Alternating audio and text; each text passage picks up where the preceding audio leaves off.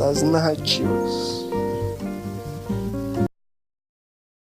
Ambos fizeram parte do pós-modernismo, que dura até hoje e começou na década de 60. Porém, eles também já tinham publicado algumas obras antes disso.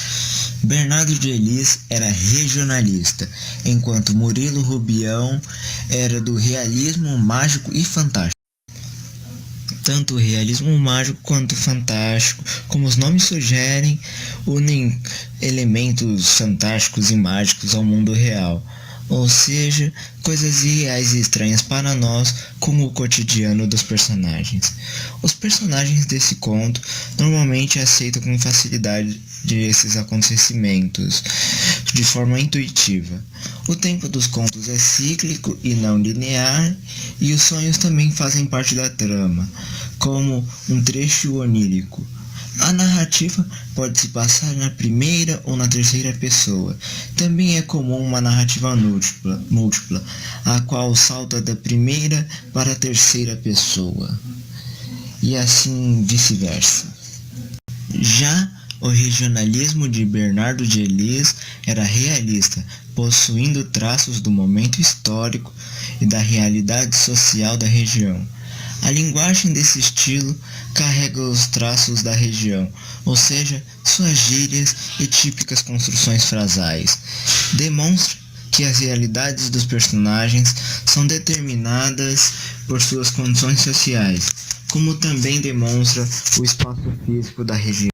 Momento histórico. O pós-modernismo surgiu na década de 60, num período no qual a América Latina vivia várias ditaduras.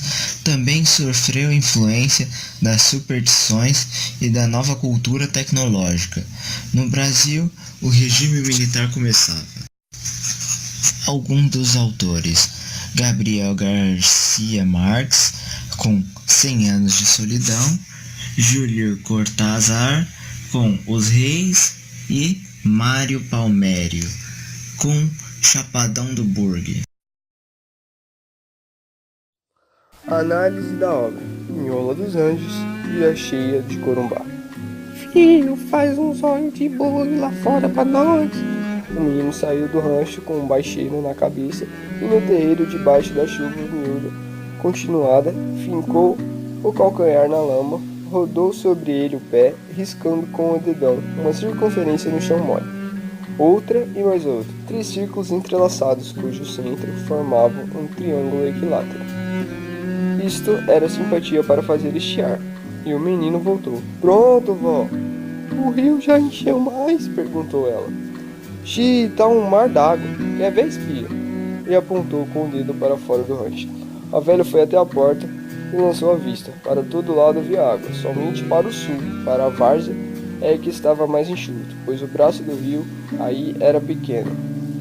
A velha voltou para dentro, arrastando-se pelo chão, feito um cachorro. Cadela, aliás.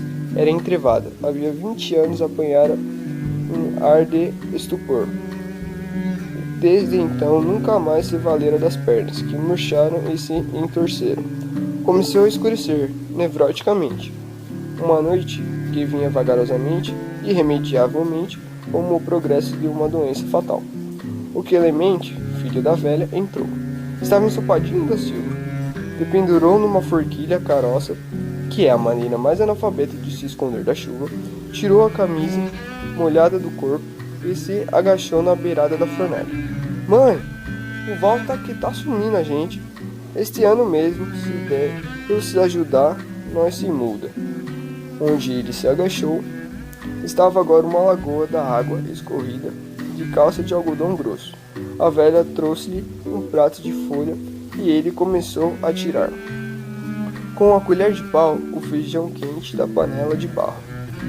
Era um feijão brancacento, cascudo, cozido sem gordura.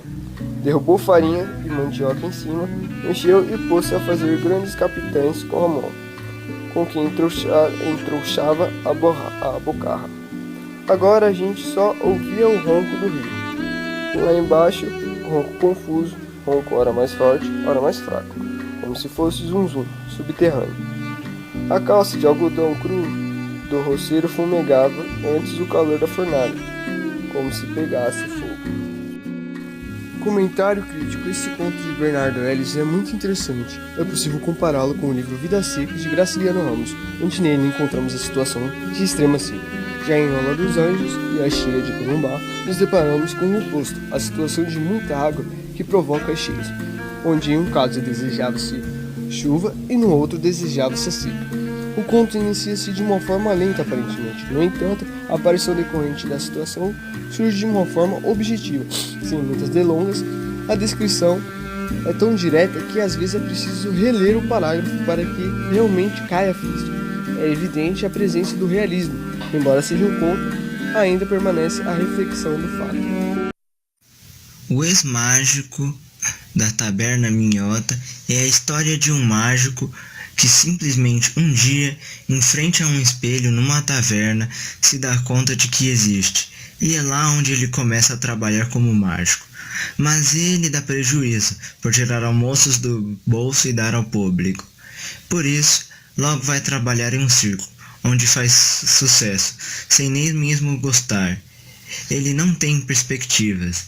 Ele tenta se matar de várias formas, mas sempre falha. Um dia, ele escuta que ser funcionário público é morrer um pouco a cada dia. Então ele decide virar um. No trabalho, ele conhece uma mulher e começa a gostar dela, mas ele não é correspondido. Porém, ele simplesmente gosta de estar com ela. Um dia, descobre que vai ser demitido e tenta usar sua mágica para impedir isso. Porém, descobre que perdeu a mágica devido à burocracia. Interpretação. Murilo Rubião explora nossa percepção de tempo e como não a percebemos passar.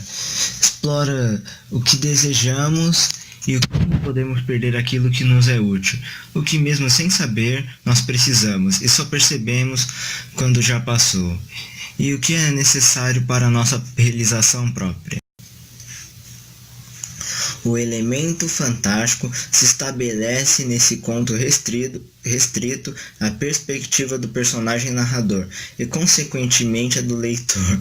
O fato de ele ser visto como um mágico pelos outros personagens devia à perspectiva desses, a impressão do fantástico.